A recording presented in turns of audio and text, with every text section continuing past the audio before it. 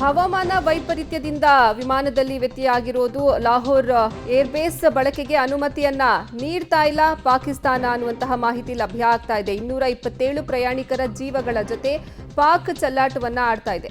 ಮಾನವೀಯತೆ ಮರೆತು ಪಾಕಿಸ್ತಾನ ಈ ರೀತಿಯ ಒಂದು ದುರ್ನಡತೆಯನ್ನ ತೋರ್ತಾ ಇರೋದು. ಆಲಿಕಲ್ಲು ಮಳೆಯಿಂದ ಸಂಕಷ್ಟಕ್ಕೆ ಸಿಲುಕಿದ ವಿಮಾನ 227 ಪ್ರಯಾಣಿಕರ ಜೀವಗಳ ಜೊತೆ ಪಾಕ್ ಚೆಲ್ಲಾಟವನ್ನ ಆಡ್ತಾ ಇದೆ. ಅಲ್ಲಿ 227 ಪ್ರಯಾಣಿಕರ ಜೀವಗಳ ಜೊತೆ ಪಾಕಿಸ್ತಾನ ಇದೀಗ ಚೆಲ್ಲಾಟ ಆಡ್ತಾ ಇರೋದು. ಮಾನವೀಯತೆಯನ್ನೇ ತೋರ್ತಾ ಇಲ್ಲ. ತನ್ನ ವಾಯು ಪ್ರದೇಶ ಬಳಕೆಗೆ ಪಾಕಿಸ್ತಾನ ಒಪ್ಪಿಗೆಯನ್ನ ಕೊಟ್ಟಿಲ್ಲ.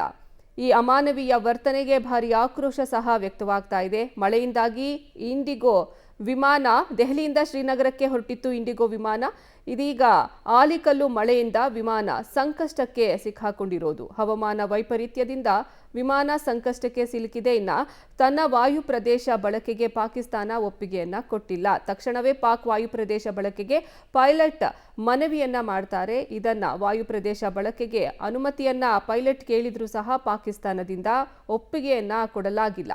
ಆಲಿಕಲ್ಲು ಮಳೆಯಿಂದ ಇದು ಸಂಭವ ಆಗಿರೋದು. ಇಂಡಿಗೋ ವಿಮಾನ ಅಲ್ಲಿ ಲ್ಯಾಂಡ್ ಆಗೋದಕ್ಕೆ ಒಪ್ಪಿಗೆಯನ್ನ ನೀಡಿಲ್ಲ.